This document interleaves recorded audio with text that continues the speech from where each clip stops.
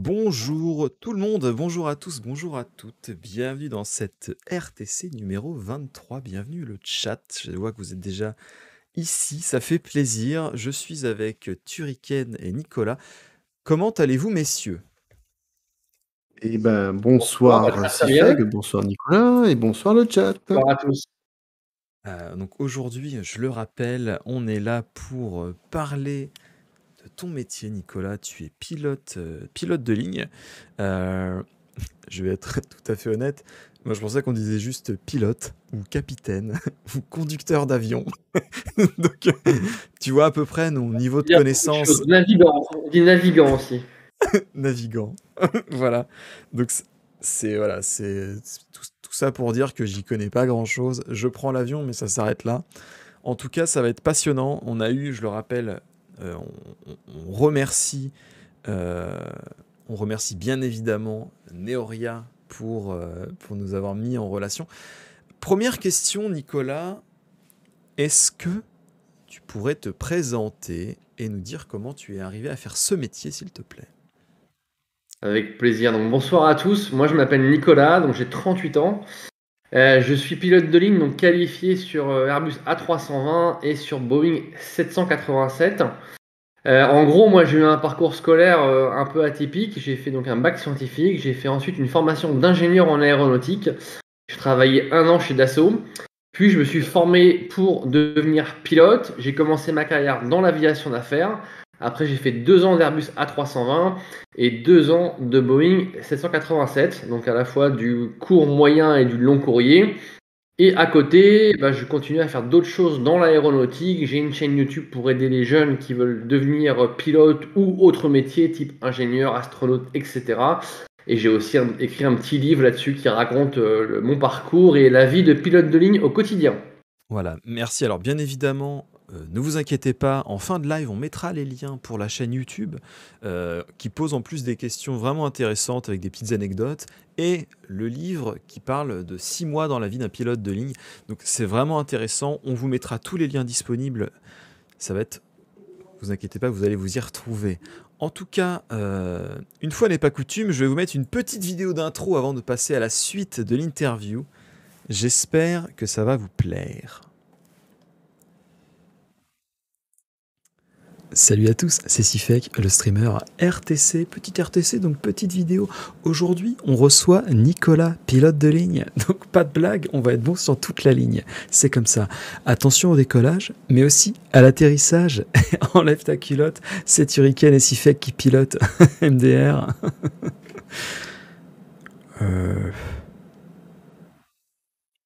Ok, eh bien, on va dire que c'est bon. Re tout le monde, j'espère que cette intro absolument remarquable, pas du tout, vous aura plu. On peut passer à la suite, n'oubliez pas, comme Turrican vous l'a rappelé dans le chat, si vous avez des questions, n'hésitez pas à nous les écrire. Turrican les récupère et il les pose à notre invité au fur et à mesure de la soirée. Petite question, combien d'années d'études ou de formation avant de devenir pilote? Alors, Ça se fait pas du jour au lendemain. Non, c'est pas du jour au lendemain, mais c'est parfois plus court que ce que les gens ne pensent. La formation initiale, en gros, elle dure 2 années scolaires. Et en fait, c'est semblable au permis de conduire. On fait le code, donc la théorie, ça s'appelle chez nous. Et après, on fait la pratique. Voilà, donc on se forme en volant.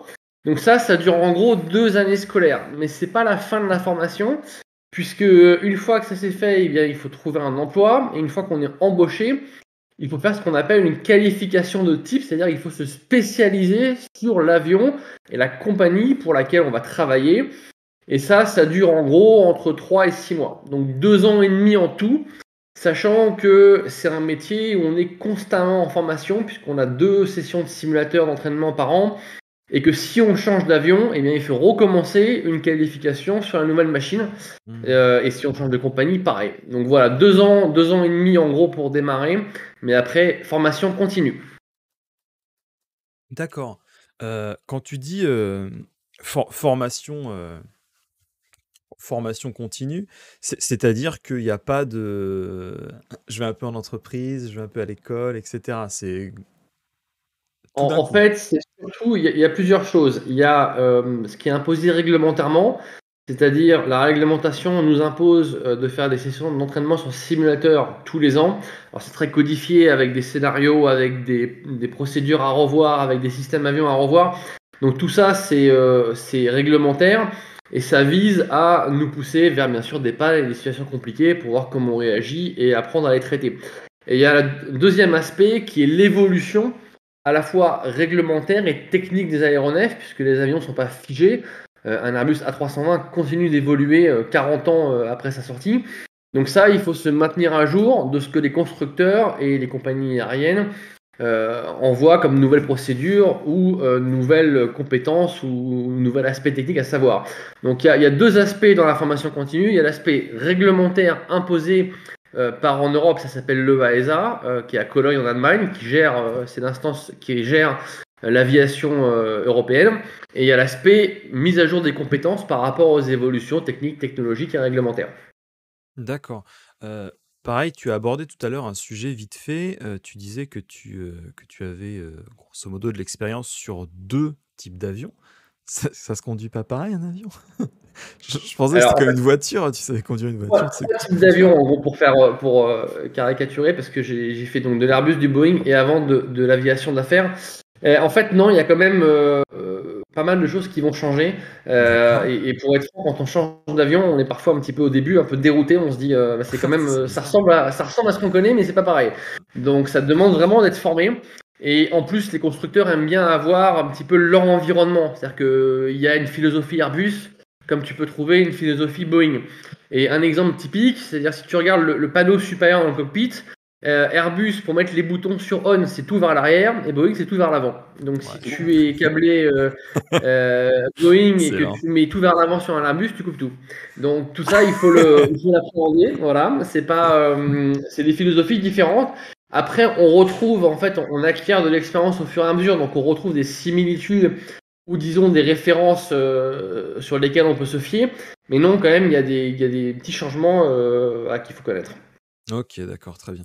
Alors, Thomas, n'hésite pas si jamais... pardon, Shuriken, n'hésite pas si jamais tu as des questions. Ah, mais j'étais en train d'imaginer juste, mec, mesdames et messieurs, nous allons amorcer la descente. Vas-y, c'est mon Il y a tout qui descente tombe. un peu plus rapide programmée. Excusez-nous. Ah, je vois bien. Oui, j'ai déjà quelques questions. Ouais, n'hésite pas. Mais je crois qu'on va acheter. J'y pensais, le fun, je vais acheter une petite cloche. Tu sais que dans les questions, ça fera un. Téding. Là, tu auras juste le petit truc audio. La Téding. petite cloche. Et Vas-y, je t'en on prie. y... ouais. Eh ben, on y va, c'est parti. Question de Ninix qui nous demande: c'est quoi la différence entre moyen et long courrier? Eh bien, c'est la différence, c'est le nombre d'heures de vol. C'est-à-dire que moyen courrier, c'est limité, je crois que c'est 5 heures de vol, mais c'est réglementaire, mais c'est 5 ou 6 heures de vol. Donc, c'est tous les vols de moins de 5 ou 6 heures, mais je crois que c'est 5 heures. Et long courrier, ben, c'est des vols qui durent plus de 5 heures ou 5 heures et demie de vol. Voilà, donc c'est très concrètement, pour un Européen, les vols moyens courriers, c'est l'Europe et l'Afrique du Nord. Et dès qu'on va plus loin que ça devient un vol long courrier. Ok. Et court courrier, c'est 1 heure, c'est ça? Court courrier, c'est entre 1 et 3 heures. D'accord. Court Ok. courrier, c'est souvent inter du pays. Voilà, inter-France, inter-Belgique, etc. On a Neoria qui dit c'est 6 heures, Nico. Donc c'est. C'est bien, Nico. Bah, c'est... Moi, je suis pas Non, sûr que c'est derrière, 6 elle heures. a dit: ah non, j'ai rien dit. On Elle s'est vérifiera après excusée derrière. live. Ah, ok. On avait une question de Romu, est-ce que tu peux la poser? Elle est quand même super, cette question. La question sur les instruments de bord? Non, la question sur Flight Simulator. Ah non, alors ça, c'était moi qui. Ah, ok. Ok, bah Ça, vas-y.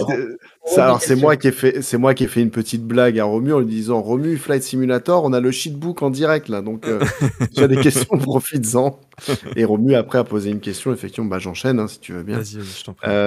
Les instruments de bord sont standardisés ou spécifiques à chaque marque et modèle? Alors, les instruments de bord, ils viennent pas des marques et modèles d'avions, ils viennent des sous-traitants, comme par exemple Thales, Rockwell Collins ou Honeywell. Donc, ils sont standardisés sur deux aspects. Par constructeur qui le fabrique, donc ça c'est logique, et après adapté à l'avion. Donc c'est quand même c'est très spécifique. Par exemple, un petit ordinateur de bord qu'on appelle un FMS d'Airbus A320 n'a rien à voir avec celui du Dreamliner du 787 de Boeing. Euh, et donc pour deux raisons, parce que c'est des constructeurs différents et parce qu'à chaque fois c'est adapté à l'avion. Donc je veux dire par là que même un même constructeur avec un même type de FMS, il doit l'adapter à un avion spécifique.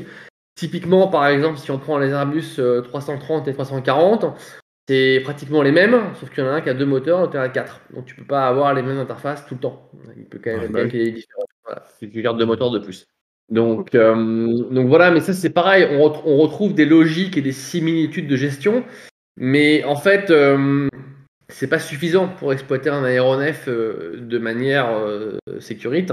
Il faut vraiment connaître sa machine. Donc c'est pas suffisant, même si voilà, globalement, un avion reste un avion. Hmm. Et du coup, je vais compléter, hein. En tant que simulateur d'avion, le jeu de Microsoft, Flight Simulator, c'est bien ou c'est éclaté? Alors, c'est très bien, mais c'est un jeu vidéo. Voilà, il faut nuancer. Non, mais Non, mais t'as raison, tu sais, t'as raison. j'y ai beaucoup joué. Moi, quand j'étais adolescent ou jeune adulte, je faisais des vols. Je parle d'une anecdote dans mon petit bouquin. Voilà, je faisais vraiment des vols longs, etc. Je Entier. m'imposais des trucs. Voilà, j'adorais ça. Enfin, quand t'es jeune, que t'es passionné, donc c'est très très bien. C'est sûr qu'un jeune de 15 ans qui rêve d'être pilote, c'est mieux de jouer à Flight Simulator que de regarder la télé, mais ça reste un jeu vidéo. Donc ça donne des très bonnes premières couches, voilà, d'intérêt. Ça apprend les instruments, ça apprend le vol, ça apprend des choses, C'est une bonne voilà, qui est simulation, quoi. Mais ça reste une une bonne simulation. simulation et c'est un très bon premier élément. Mais c'est voilà, après ça reste un jeu Hmm. vidéo. Non, mais voilà, c'est bien de le rappeler, mais c'est comme s'il y en a qui disent, bah moi j'ai joué à Guitar Hero, donc je suis guitariste. Bah non, ça n'a rien à Pas la voir. Enfin, même. je pense que Flight Simulator est quand même plus poussé qu'un simulateur Bien de sûr. guitare. Ah, bien Flight sûr. Simulator, c'est quand même, si on prend les add-ons, etc. Franchement, je me souviens, je m'étais fait des trucs un peu Hmm. customisés. Et ça peut quand même devenir vraiment intéressant. On peut apprendre beaucoup de choses. Ouais, ouais. Est-ce que dans ton métier, tu travailles seul ou alors c'est un métier d'équipe? C'est une question un peu de polichinelle, hein, je sais, mais... Elle écoute Minoria ou pas? Non, je rigole. Elle va comprendre. Elle va comprendre. Tout Non, seul! c'est complètement. Voilà, seul et sans personne dans l'avion. Non, c'est complètement un métier d'équipe. Et c'est d'ailleurs des compétences qui est mesurée lors des recrutements en compagnie aérienne et même avant pour entrer en école de pilotage, c'est la capacité à travailler en équipe. C'est en équipe déjà avec les gens qui sont avec nous dans l'avion, donc dans le cockpit. Donc il y a à minima un commandant de bord et un copilote, mais sur les vols très longs, par exemple sur les Los Angeles, on était trois. Donc c'est trois pilotes qui se partagent le travail et qui se relaient. Après, tous les collègues, hôtesses de l'air et stewards qui sont à l'arrière, qui sont nombreux sur un 787, et sur un 380, c'est encore pire, donc c'est quand même des fois une dizaine de personnes. Et ces gens-là ont un vrai rôle sécuritaire. C'est-à-dire que c'est pas beaucoup pensent qu'ils sont là que pour servir à manger et le café. En fait, leur premier rôle, c'est la sécurité des passagers et de l'avion. Donc ça, c'est quand même, c'est des gens très très importants. Si par exemple il y a un feu cabine, s'il y a un passager qui est malade, c'est nos yeux et nos oreilles dans la cabine puisque nous on est dans le cockpit. Donc ça, on y pense assez fréquemment. Et après, il y a tout ce que les passagers voient pas, c'est-à-dire tout le personnel sol qui sert à préparer l'avion avant le vol Ouais. et à le réceptionner à l'arrivée. Que ce soit les gens du carburant, le pétrole, le fuel, que ce soit les gens qui amènent à manger, le catering, que ce soit aussi l'embarquement, le personnel de maintenance qui est souvent là à l'arrivée, tout le contrôle aérien qui va nous permettre d'évoluer dans le ciel en bonne sécurité. Donc c'est complètement un métier d'équipe où on va coordonner. C'est-à-dire le rôle du commandant de bord, c'est de coordonner tous ces talents, toutes ces personnes qui travaillent, de les écouter et d'en retirer le meilleur. Et c'est loin d'être simple, surtout quand on est dans des compagnies cosmopolites, avec des gens qui viennent de plein de nationalités, de plein de parcours différents, avec des vécus, etc., des histoires. Et tout ça, il faut faire en sorte que ce petit monde travaille ensemble et arrive à faire un bon travail en termes de sécurité. Et ça, voilà, ça demande des compétences de travail en équipe et d'ouverture d'esprit. Alors, ça fait plaisir que tu en parles parce que j'avais déjà pu m'entretenir avec des chirurgiens et eux, à l'inverse, ils ont l'impression d'être les rois du pétrole. Alors que bon, si t'as pas d'assistant, il y a quand même des opérations qui sont quasi impossibles, surtout des opérations longues. Donc ça fait plaisir d'entendre voilà, un capitaine de dire voilà, non, bah, mon équipe, sans elle, ça tourne pas normalement, quoi. Ouais, vaut mieux qu'ils disent ça que le contraire. Pilote de Mais- ligne, c'est vraiment un métier où on est complètement en équipe, même dans l'aviation d'affaires. Moi, j'ai commencé sur un petit business jet qui s'appelle un Cessna Citation Jet, donc qui était un avion de 6 places, un petit biréacteur de 6 places, où on n'est que deux à bord. Il y a un commandant de bord et moi. Enfin, il y avait un commandant de bord et moi. On n'avait pas d'hôtesse et pas de steward, mais même malgré ça, la coordination avec le personnel sol, c'est draconien parce que tu as tous les gens du commercial qui sont chargés de vendre ce jet privé, tu as les gens chargés de l'aménagement à bord, tu as les gens chargés par exemple même de ce qu'on appelle le crew travel, c'est-à-dire nos voyages à nous, est-ce qu'on va dormir, combien de temps on va rester. Donc c'est une coordination permanente et tu le vois très bien, les commandants de bord parfois sont plus préoccupés ou passent plus de temps au téléphone ou à discuter avec les gens pour les coordonner qu'à réellement piloter en fait. Et quand ils s'assoient et qu'ils pilotent, presque pour eux, c'est le plus simple, parce que la coordination de tout ça, il faut l'intégrer. D'accord. Très bien. Turrican, est-ce qu'on a des questions, s'il te plaît? Alors oui, j'ai une question de Ninix. Et alors après, je sais pas si tu as le droit de répondre à celle-là. Bah, vas-y. Tu travailles pour quelle compagnie? Alors, Si je tu travaillais, veux. on va malheureusement parler au passé, Noria le sait bien, pour la compagnie norvégienne, basée à Paris-Charles de Gaulle, mais la compagnie a arrêté la filiale France au 16 juin 2021. Donc, Alors ça fait quelques apparemment, mois. parce qu'il y a eu un petit virus qui fait date depuis 2019. Je ne sais pas si vous en avez entendu parler sur le chat. Le Covid, ça s'appelle. Et donc, La Covid. on ne peut pas voyager. C'est dommage. C'est dommage. J'aurais dû dire la Covid-19, des fois qui est 20, 21, on ne sait pas en fait. Ouais, voilà. En tout cas, bah, disons que si je parle du Covid-19, au début c'était un virus et rapidement c'est devenu une pandémie. Mais voilà, toujours est-il que voilà, effectivement, t'es pas la première personne. Je vais mettre une petite anecdote ici, mais quand j'étais revenu de mon mariage en 2020 de la Corée, on avait pris Alitalia, on était deux dans l'avion. Ouais. Donc c'est triste, il y avait plus de stewards et d'hôtesses de l'air, enfin de personnel à bord en fait, que de passagers. C'est très bizarre. Hein. C'est vraiment très bizarre. T'as l'impression que t'as pris la pire compagnie, que tu t'es Ouais, gouré dans ou ton alors au choix. contraire, on a trop de monde pour s'occuper de nous et tout. Ouais, en vrai, t'as ce côté-là aussi. C'est annulé. Ouais, alors là, parce qu'en fait, Pas rentable, donc, bah, en fait, là, le truc, c'était qu'apparemment, ce vol-là n'a pas été annulé parce que donc il allait à Paris et après il repartait, je sais plus trop où. Donc en fait, c'était un espèce de vol intermédiaire pour eux. Donc on avait de la chance que ce soit le nôtre, quoi. Donc après, alors je sais, pour avoir discuté un petit peu avec le personnel, parce que bah, là ils avaient le temps pour le coup.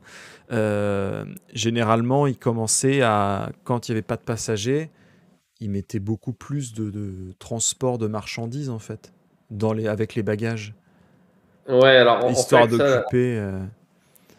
en fait, on essaie toujours d'optimiser l'emport Hmm. de cargo, ce qu'on appelle, parce que c'est ce qui en fait fait la marge du vol.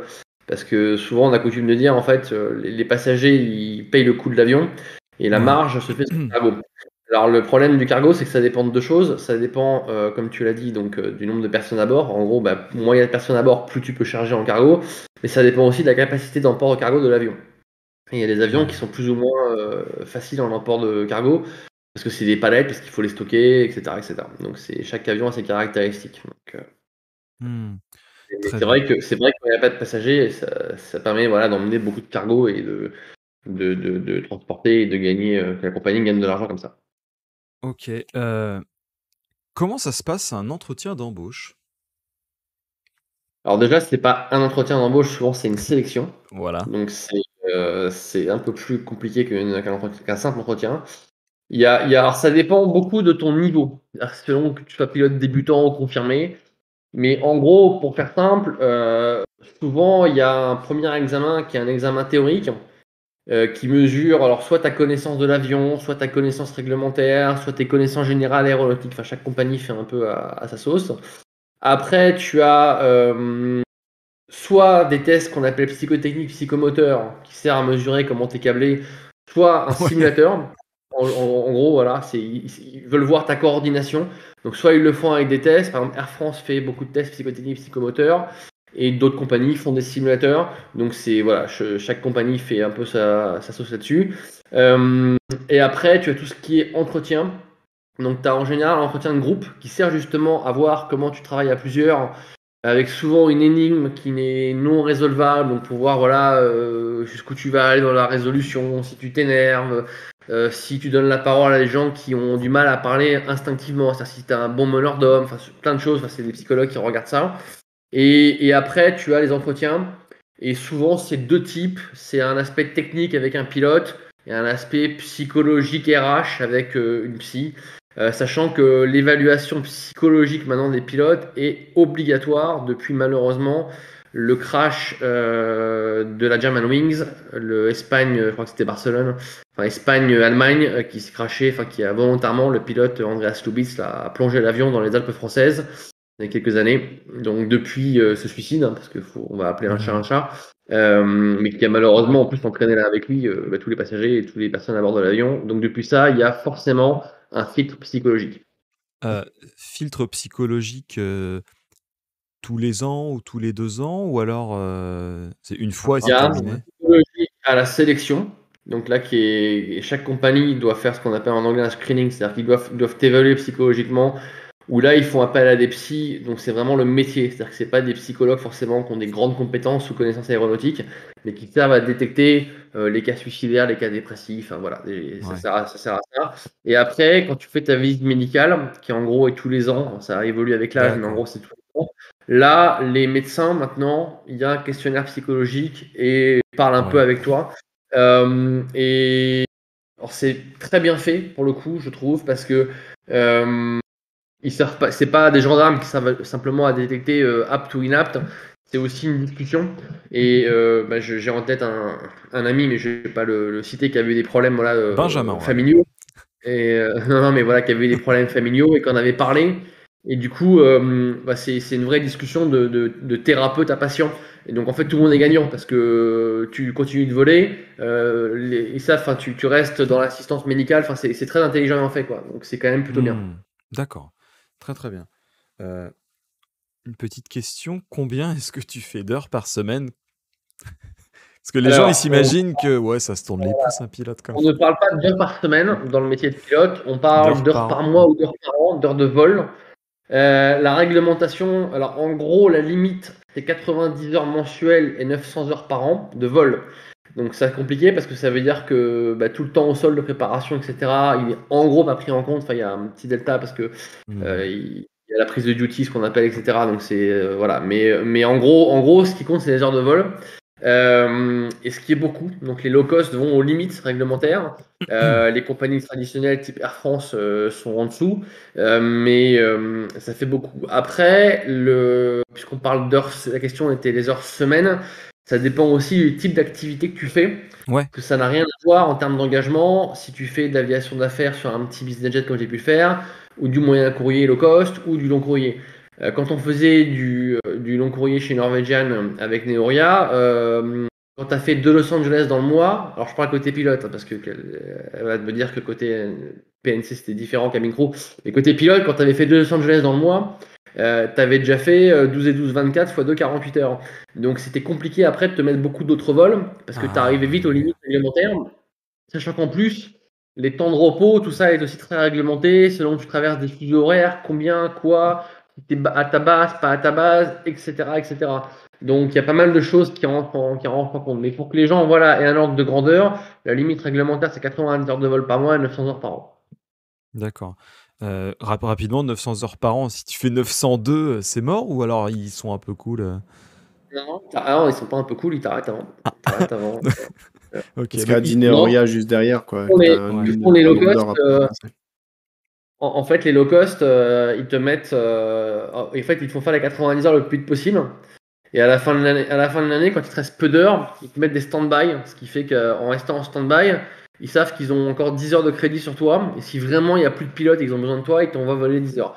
Alors, je t'ai dit strictement non sur l'aspect limite. Je suis jamais allé à cette limite-là, mais j'imagine qu'il y a quand même une petite tolérance réglementaire. Surtout dans l'aéronautique, il y a toujours une petite tolérance réglementaire. Bah ouais, imagine, t'es en vol, t'as fait 900 heures, changement de pilote à l'intérieur.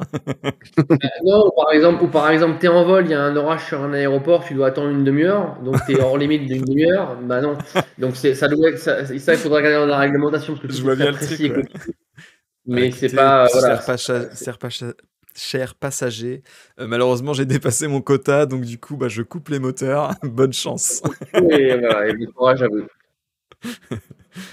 Turrican, est-ce qu'on a des questions? Beaucoup de questions. Le chat est en folie ce soir. Je sais pas ce qui leur arrive. Ouais. Le métier a l'air de plaire. Je prends une question. Je rebondis sur ce que tu as dit tout à l'heure concernant Norvégienne. Hulk-C, on va dire Hulk-C, te pose la question. Est-ce que c'est plus facile pour toi de retrouver du boulot vu que tu as déjà travaillé chez une Norvégienne ou c'est pareil qu'un débutant, on va dire ça comme ça? Non, faut être franc, c'est plus facile. Ce qui est très Ok. compliqué dans le métier de pilote, c'est de démarrer parce que la personne n'a pas d'expérience, n'a pas d'heure de vol. Et donc, il y a un double C'est comme problème. partout, il faut de la confiance. Le premier problème, c'est d'arriver à faire ses preuves, c'est-à-dire de convaincre un recruteur de miser sur un jeune alors qu'il a sur le marché des gens d'expérience. Et le deuxième vrai problème, c'est que les assurances ne couvrent pas le nombre d'heures de vol, pas pour chaque avion, mais pratiquement en fait selon les types d'avions, etc. Tout ça est très tarifé. C'est-à-dire que, je sais pas, pour piloter moi je me souviens que pour être commandant de bord d'un station de jet, quand j'avais démarré sur un avion privé, l'assurance a posé 1000 heures de turbine. Et ça, tu peux pas en déroger. Alors, enfin, tu peux en déroger, mais en payant un tarif assurance qui est tellement dissuasif que c'est pas la peine. Donc non, c'est un métier, pilote de ligne, c'est un métier en fait qui est un peu l'inverse d'un métier traditionnel comme ingénieur ou je sais pas, ou commercial, etc. Quand tu débutes, en fait, tu as beaucoup d'offres d'emploi. Moi, j'ai démarré comme ingénieur et en sortant d'école, j'avais plein de boulot parce que t'es pas cher en fait. Donc tu démarres, t'as pas d'expérience, t'as été correctement formé. Ils savent que les formations d'ingénieur en France sont bonnes et donc tu sais faire. Et comme t'as pas d'expérience, tu coûtes pas cher. Donc, tu as plein d'offres. Et puis, quand tu as 50, 55 ans, c'est plus compliqué parce que là, tu es quand même beaucoup plus cher. Pilote de ligne, c'est en gros l'inverse. C'est-à-dire que quand tu démarres, tu n'as rien. Faut réussir à faire tes preuves. Il faut réussir à trouver un premier employeur, une première compagnie qui va te faire confiance. Euh, et par contre, quand tu es plus âgé, eh bien, tu as de l'expérience, tu as les heures de vol. Donc là, en fait, les gens t'appellent et te proposent du boulot. Donc voilà. D'accord. Le petit bémol à ça, c'est les filières cadets. Par exemple, les cadets Air France. C'est Air France recrute ces pilotes, ces jeunes pilotes. Ils les prennent après, par exemple, un bac plus 1 ou un bac plus 2. Et ils les forment et ils les embauchent. Donc ça, c'est autre chose. C'est des gens qui sont pris en charge par la compagnie avant de devenir pilote. Et en France, il y a la filière ENAC à Toulouse, où là, c'est pareil. C'est-à-dire que c'est des gens qui sont sélectionnés, en gros, avant d'être formés pilotes. Et quand ils sortent, la compagnie Air France en prend 80-90%. Mais ça, c'est des cas très, très spécifiques. Dans le marché mondial des pilotes, plus tu as d'expérience, plus tu es embauchable. Ok, très bien, d'accord. D'accord. D'accord, très bien. Est-ce que tu peux nous dire, grosso modo, ta routine de travail? Comment ça se passe une journée type de pilote? Alors pareil, une journée type de pilote, ça n'a rien à voir selon que tu fasses du cargo, du long courrier, du moyen courrier, de l'aviation d'affaires, etc. Mais en gros, si je simplifie un peu le processus, la première chose à se préoccuper, c'est le repos avant. Parce que quand même, on est payé pour arriver en forme à l'avion. Ouais. Donc ça demande une organisation sur la vie perso, ça demande une organisation à la maison. Voilà, c'est sur l'avant-vol. On n'a pas, on ne doit pas arriver fatigué. Et je vais même aller plus loin. Si on est fatigué avant le vol, on doit faire ce qu'on appelle un call fatigue. On appelle et on dit qu'on est fatigué. Alors si on le fait tous les matins, ils vont se poser des questions. Mais moi, ça m'est arrivé une fois dans ma carrière. J'avais fait 6 vols et le dernier, j'étais trop fatigué. Je l'ai appelé et ils m'ont rien dit. Ils m'ont dit d'accord, bonne soirée. Ils ont raccroché. Et ça, c'est prévu justement pour que la sécurité du vol soit pas menacée par la fatigue du pilote. Donc ça, quand même, la routine commence Ça, là. c'est super.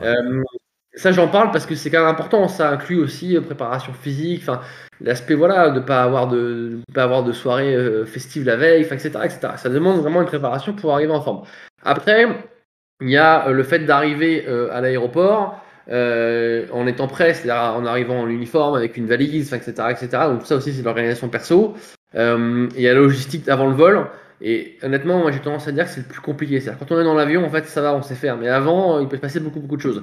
Donc on arrive à l'aéroport et on arrive selon les vols entre 1 à 2 heures et selon aussi les personnes. Moi je suis quelqu'un qui aime bien arriver tôt, notamment parce que quand le commandant de bord arrive, je trouve qu'il est poli, qu'il voit que le vol a été préparé par mes soins, pardon, par le copilote.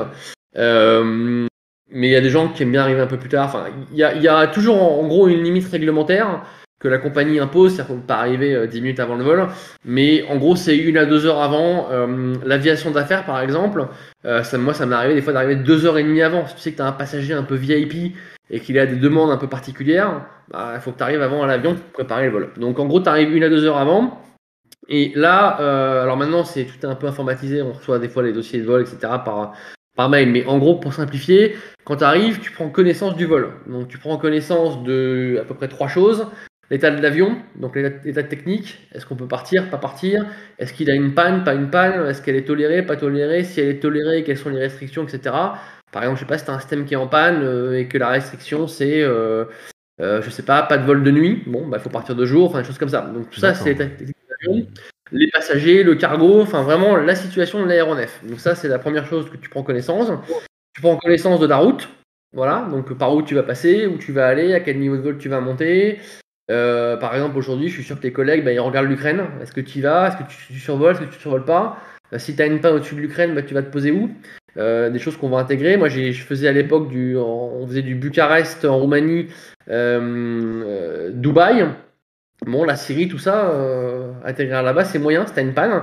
Donc, où est-ce que tu dégages? Et donc, tout ça, faut l'intégrer avant le vol, parce que c'est pas au moment clé que tu Il n'y vas. a pas tu vas d'imprévu, l'apprendre. en fait, c'est ça que tu veux nous dire. Ouais, tout est calculé à l'avance.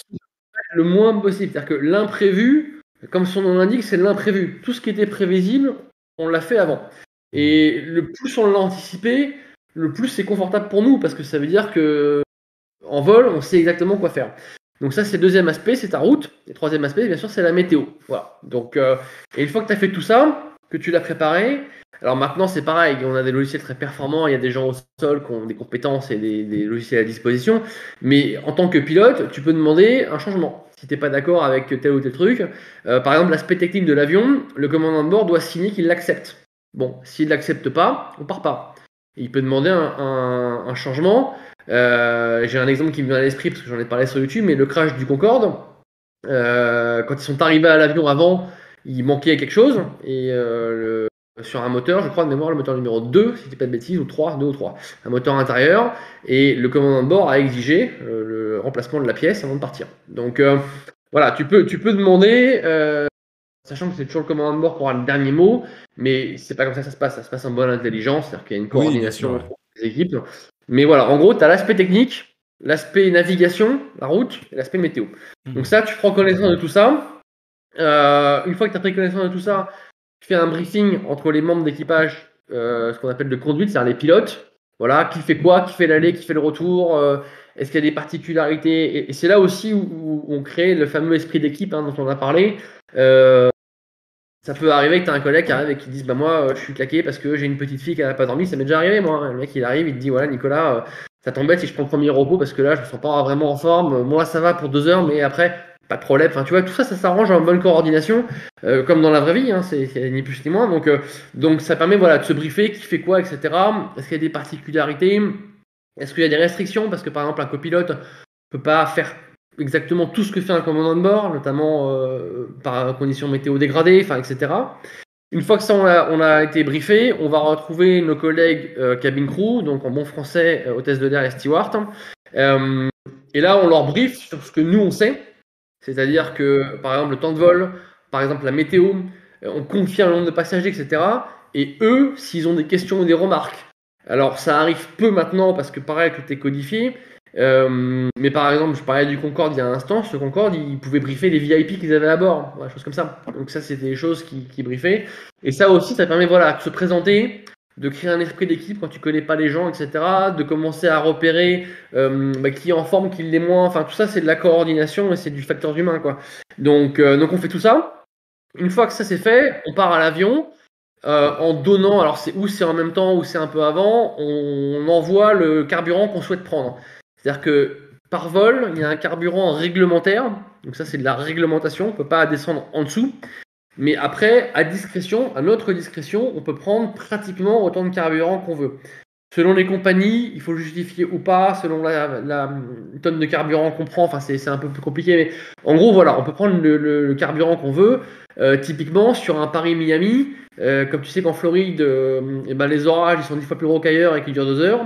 Ben, si tu vois que tu arrives à Miami, que c'est orageux, tu as plutôt intérêt à prendre une bonne louche de carburant si tu veux pas être posé ailleurs. Bon, dans tous les cas, et ça c'est important de le dire à ceux qui nous écoutent, c'est-à-dire que le carburant que prend le commandant de bord en plus, il ne sert pas vraiment à la sécurité. C'est-à-dire qu'on n'est jamais à court de carburant. C'est-à-dire que je parlais de Miami, si tu arrives à Miami et que tu n'as pas pris de carburant en plus et que l'aéroport est sous orage, eh ben, tu vas te poser ailleurs. Point. Tu vas te poser à Orlando, à Tampa ou n'importe quoi. Tout ça, ça a été anticipé. Mais ça sert à pouvoir rester, attendre que l'orage passe, qu'un événement passe et pouvoir se poser. Donc en même temps qu'on part à l'avion, on envoie le carburant. Et après, quand on arrive à l'avion, eh bien, en fait, chacun sait ce qu'il a à faire. Les collègues hôtesses et stewards préparent la cabine, font les vérifications de sécurité à l'arrière. Nous, en gros, on se répartit les rôles sur 2 types. Il y a celui qui va piloter. Donc lui, il va préparer son vol, il va rentrer sa route, il va préparer l'ordinateur de bord de l'avion, pour caricaturer un petit peu, voilà. Et celui qui ne pilote pas, lui, il s'occupe d'aller faire le tour de l'avion. Ça s'appelle la visite pré-vol. C'est-à-dire que tu fais le tour de l'avion et tu vérifies tous les aspects extérieurs. Qu'il n'y a pas de fuite, que les pneus sont gonflés, que les trappes sont fermées. Donc c'est le copilote qui s'occupe de ça. Entre autres. Il y a aussi alors là, j'en avais aucune idée, ok. En fait, c'est un aspect purement visuel. Mais ça, c'est obligatoire, la visite pré-vol. En fait, ça sert à mettre des couches supplémentaires. C'est-à-dire que la maintenance, c'est occuper de l'entretien de l'avion. Nous, on fait une visite pré-vol. Et quand ils ferment les trappes de l'avion, les personnels sol refont un tour. En fait, quand tu fermes les portes, ils refont un ultime tour. Mais par exemple, ça peut arriver, je sais pas, que tu aies pris un caillou dans le pneu à l'atterrissage précédent. Bon, t'as fait les collègues ont fait une entaille dans le pneu, ils vont pas le savoir, le pneu il tient, mais par contre toi tu vas pas partir avec ça. Voilà, tout ça, ça se regarde en visite pré-vol. Alors pareil, hein, c'est codifié, il y a des procédures, des manuels, etc., etc. Donc voilà, un qui prépare le vol dans le cockpit et un qui fait le tour de l'avion. Et celui qui fait le tour de l'avion, il a aussi un rôle d'aller coordonner le fuel, d'aller coordonner s'il y a un problème à l'arrière, etc. Il s'occupe de tout ça. Une fois qu'on a fait ça, donc ça en gros c'est 40-45 minutes, 1 heure des fois, 1 heure avant sur un long courrier, avant le départ. J'ai cru que c'était une journée, moi. Donc, non, mais en fait ça passe très vite parce que c'est quand même bien occupé. Ah, c'est ouf. Et ensuite, une fois que tout le monde est d'accord dans l'avion, on envoie l'embarquement des passagers. Ce qui là peut prendre, c'est ça qui est long. 20-40 minutes.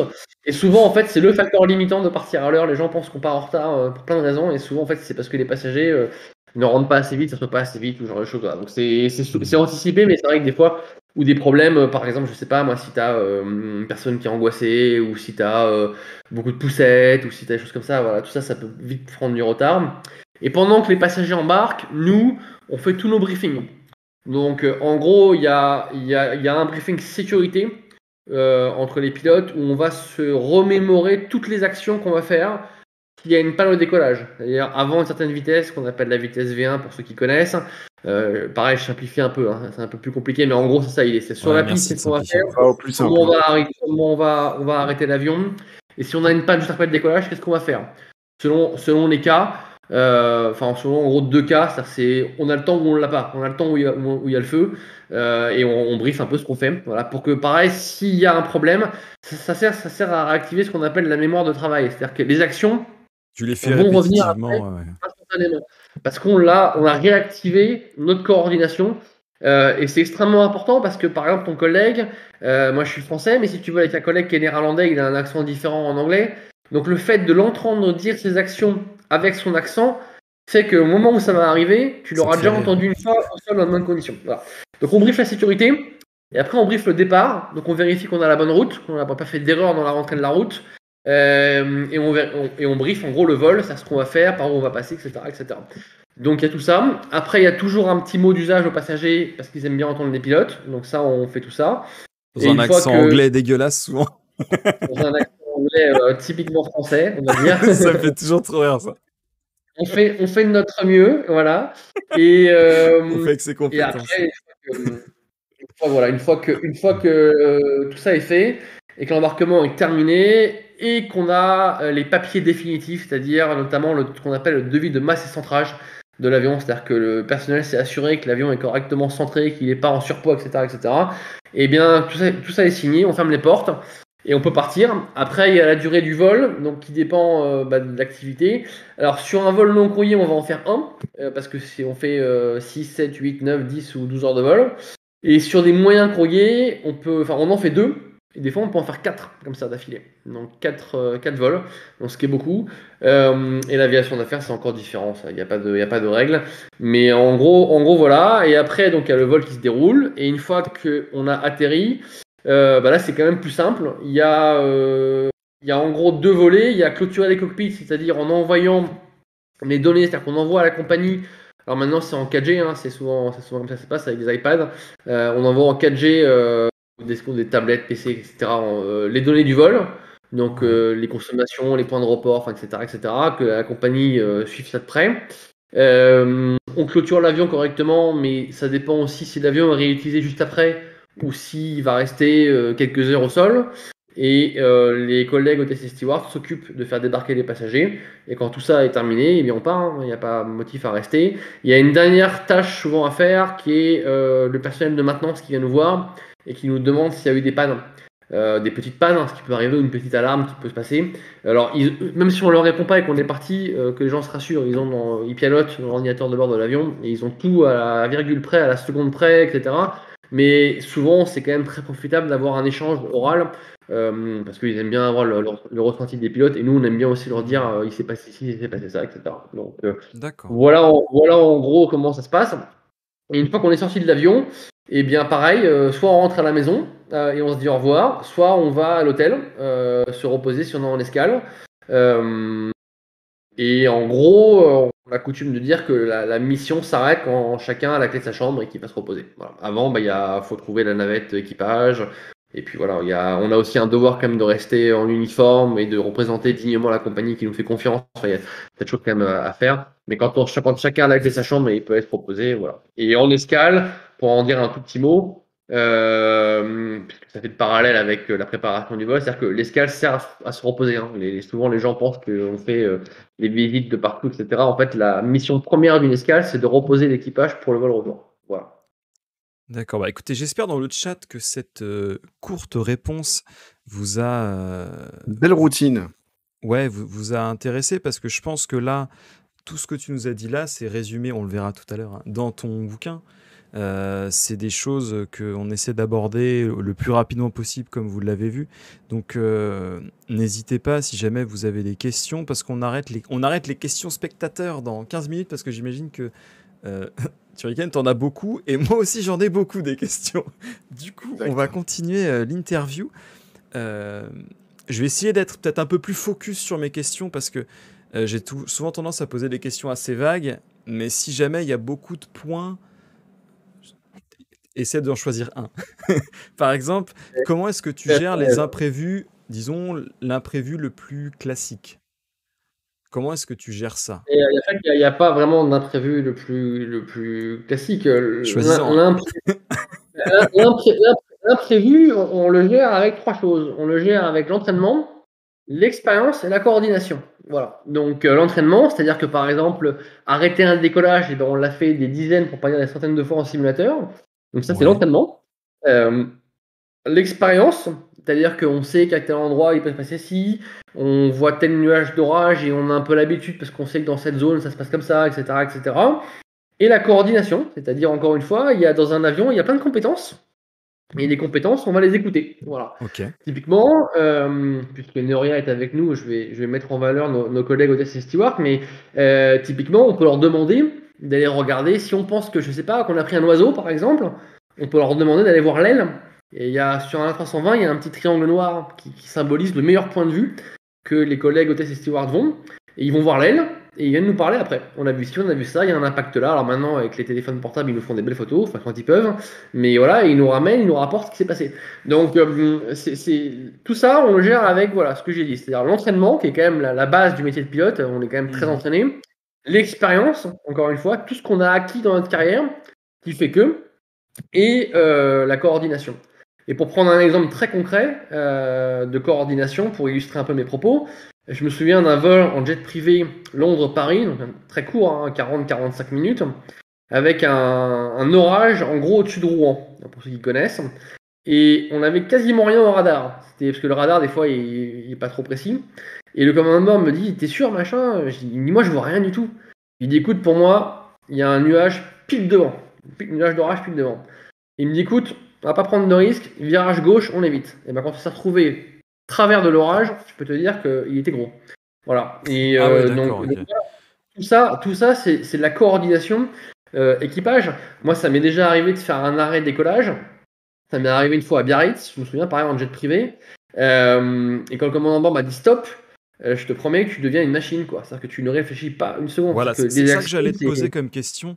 Il y a tellement de petits automatismes qu'en fait, parce que j'imagine dans le chat, on va sûrement peut-être un jour nous demander est-ce que vous stressez? Je pense que tu as tellement de choses à faire que tu n'as pas le temps de stresser. Il y a tellement de trucs à régler, de machin.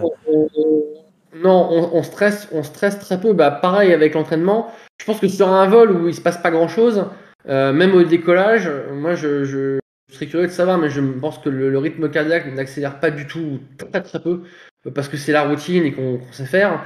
On peut arriver à stresser parce qu'on est ni plus ni moins des êtres humains, donc ça peut arriver de stresser. Quand il y a un imprévu et qu'il est un peu compliqué, typiquement une météo un peu difficile, etc., etc. Bon, moi je me souviens d'un atterrissage par exemple à Bucarest. Bucarest, quand il y a les orages, il y a vraiment les orages. Et devant nous, il y avait un vol Air France, et avec le commandant de bord qui dit bah, si on remet les gaz, c'est-à-dire si on repart, on demande un virage gauche immédiat parce que devant il y avait une ligne d'orage, etc. Et on était l'un comme l'autre, le commandant de bord et moi, vraiment très concentrés, quoi. Parce que ça vraiment, ça turbilait pas mal. La vitesse fluctuait beaucoup. Donc c'est une forme de stress, mais assez positive, mais voilà, qui nous fait qu'on est vraiment très concentré. On est très coordonné, il n'y avait pas un mot de trop. Mais c'est vrai qu'à posteriori, on en a reparlé. Et oui, là, c'est clairement une petite, voilà, un petit stress. Mais ça, c'est normal, hein, je veux dire, tout être humain a du stress, et même le stress augmente la tension. Donc c'est bon de stresser. Voilà. Mais ce qu'il ne faut pas, c'est avoir un mauvais stress qui fait qu'on panique. Mais ça, c'est normalement, on n'est pas là, on n'est pas là pour ça. Ok, merci. Turiken, est-ce qu'on a des questions? Oui, Ah, on a des super. questions, plein de questions. Ça marche. Une question. Alors, j'ai une question un peu combinée de Romu et une question de Ninix qui ressemblait un peu. Donc, du coup, je me suis dit j'allais combiner les deux. As-tu déjà été obligé de faire un atterrissage d'urgence? Si oui, est-ce qu'il y a une procédure particulière où tout est fait à l'arrache? Et donc, Ninix qui rajoutait, as-tu déjà À connu l'arrache. une panne importante et comment l'as-tu gérée? Donc, je me suis dit, les deux peuvent être peut-être liés Hmm. à un petit souci comme ça. Voilà. Alors, des situations d'urgence, non, peu. J'en ai eu très peu. C'est bon signe, ça peut J'ai rassurer les eu- gens qui ont peur de l'avion. Non, j'en ai vraiment eu très peu. Bah, les plus, encore une fois, le plus difficile parfois, c'est un peu la météo. Parce que bah, voilà, l'orage, c'est un peu compliqué. Il y a des cisaillements de vent associés. Donc ça, c'est des choses un peu qu'il faut gérer. La météo, le givrage en hiver ou les pistes un peu contaminées par de la neige. Alors même si maintenant, voilà, on a des outils pour mesurer la friction du pneu, enfin, etc. Donc on a quand même des données avant d'atterrir. Mais la météo fait que souvent, ben, voilà, on peut être un peu plus concentré que d'habitude et qu'il faut l'anticiper. L'écoute aussi des autres avions est importante parce qu'on sait ce qui se passe. Et si tu as d'autres collègues voilà, qui voient des choses, ça m'est arrivé à Marrakech une fois. Il y avait une zone de très forte turbulence et on était les premiers. Bah ouais. Et du coup, on l'a signalé à EasyJet qui était derrière nous pour dire les gars, attention, venez pas là parce que ça turbule beaucoup. Donc, ça, c'est des choses, voilà. J'ai eu un peu de passagers malades ou passagers turbulents, mais c'est jamais allé trop loin. Donc, je me souviens pareil de passagers malades sur un vol, on a juste accéléré un peu et voilà, sans vraiment que ce soit ce qu'on appelle une emergency, quoi. Donc, non, j'en ai eu assez peu. Dans les pannes, j'ai dû en avoir quand même des pannes, mais franchement, ça m'a pas marqué plus que ça. Donc, oui, j'ai dû sur un 320, j'avais une fois un truc, mais je me souviens même plus, c'était anecdotique. Voilà, des pannes, on en a, mais c'est pas très compliqué à gérer. Enfin, on est là pour ça, quoi. Donc, y a pas de souci. Mais donc, non, des grosses situations d'urgence pure, J'en ai pas eu, j'ai eu, voilà, la météo, j'ai des souvenirs de météo un peu compliqués. Ouais. Ça, c'est des choses à Paris, une fois, avec une ligne d'orage sur l'axe, en gros, vers la Défense, quoi, donc nord-sud. Et donc, autorisé à atterrir au Bourget avec virage sur la ville de Paris, ce qui se fait très, très rarement. Ah, c'est Et stylé. quand on a posé, en fait, ils ont arrêté l'atterrissage 5 minutes après, quoi. Donc, c'était quand même, voilà, c'est des situations où on est plus concentré que d'habitude, mais c'est pas vraiment de l'urgence pure. D'accord, ok, merci. Euh, Moi, j'ai une petite anecdote. C'était il y a 2 ans, je prenais l'avion donc je quittais la Corée du Sud pour retourner en France et j'étais malade, mais comme un chien. Mais vraiment, c'est-à-dire que ça m'a pris quand on était au Capsule Hôtel. Je me suis mis à vomir, mais de fou. J'avais dû manger un truc qui n'est pas passé. Pendant tout le vol, les 12 heures, j'ai fait que de vomir tout le temps, tout le temps, tout le temps. C'était le pire vol de ma vie. Une horreur, vraiment une horreur. Et je me rappelle, les gens, ils demandaient, mais est-ce que vous voulez un médicament? Bah, le médicament, j'allais le vomir 2 minutes après, quoi. C'était épouvantable. Donc quand tu disais, voilà, des gens très malades, bah, je pense que je devais être ce genre de passager. On a quand même, pour rassurer les gens qui nous écoutent, on a quand même une panel de possibilités. Déjà, nos collègues hôtesses et stewards sont formés au premier secours, aux premiers soins. Ils ont une trousse à disposition où ils peuvent donner sans accord médical un certain nombre de médicaments. Après, il y a le fait de demander s'il y a un médecin à bord. Ça peut arriver. Mhm. Et maintenant, sur les avions modernes, on peut appeler un médecin à distance. Voilà. Donc il y a quand même une panel de possibilités. Après, bien sûr, si la vie de la personne est en jeu, on va se poser le plus vite possible. Mais quand tu es au-dessus de l'Atlantique, te poser le plus vite possible, c'est un peu compliqué des fois, ça met un peu de temps. Donc il y a quand même à bord toute une panel de possibilités pour maintenir la personne en vie et en bonne santé. Et ça fonctionne très bien, hein. Il y a un vol Air France maintenant, il y a quelques années, peut-être 10 ans maintenant, mais où ils ont fait un massage cardiaque pendant de longues heures. Ils ont sauvé La la personne, hein. vache. Voilà. Ça, c'est Donc bien ça. ils sont jamais arrêtés. Voilà, il y a quand même les collègues hôtesses et stewards sont quand même très formés à ça, quoi. Ouais, Donc, c'est d'autres domaines de compétences, mais qui sont tout aussi primordiales dans un vol, hein. vraiment, vraiment important, quoi. Parce que c'est toujours pareil, c'est-à-dire que si tu veux atterrir sur un vol, ça dépend où tu vas atterrir, mais il y a des zones où tu n'as pas envie d'aller. Donc, on va toujours le faire pour sauver la vie de la personne, mais il faut aussi peser le fait de mettre en danger l'avion tout entier et la santé de la personne. Donc, on essaye de voir si ça peut, des fois, si ça peut durer. Je prenais l'exemple de la Syrie, c'était au-dessus de la Syrie et que tu dois être posé en urgence. Bon, tu vas aller en Azerbaïdjan, là c'est bien, mais je veux dire, si tu es vraiment Syrie-Irak et qu'il faut te poser, est-ce que tu vas le faire? Tout ça, ça demande réflexion quand même. Donc, si on peut maintenir la personne 1 heure de plus pour aller un peu plus loin, c'est bien. D'accord. Turrican, est-ce qu'on a d'autres questions? N'hésite Oui, et pas à intervenir, hein. je reprends ce que j'ai dit dans le chat. J'ai regroupé des questions qui étaient pour moi des questions un peu plus carrière et aide de personnes qui viennent te poser des questions sur quelle voie choisir et tout. Donc je les ai regroupées, je les garde vraiment pour la fin. Et je leur répète que non, je ne vous ai pas oublié. Voilà, tout simplement. Voilà. Donc Bah, c'est là, j'ai une question de Romu qui demande, est-ce qu'il y a des visites, on revient sur ce que tu disais tout à l'heure avec les tests psychologiques, est-ce qu'il y a des visites médicales au cours de la carrière? Il y en a une par an quand on est une jeune par et an, après ouais, on est d'accord. ça diminue. Ça peut être même tous les 6 mois, mais c'est des règlements changent tout le temps, donc faut regarder. Mais en gros, c'est une par an quand on est jeune pilote, avec 2 niveaux. C'est-à-dire il y a la première visite, qui est ce qu'on appelle la visite d'admission. Ça s'appelle une visite médicale de classe 1, pour ceux qui veulent aller voir sur Internet, où là, on te regarde de A à Z.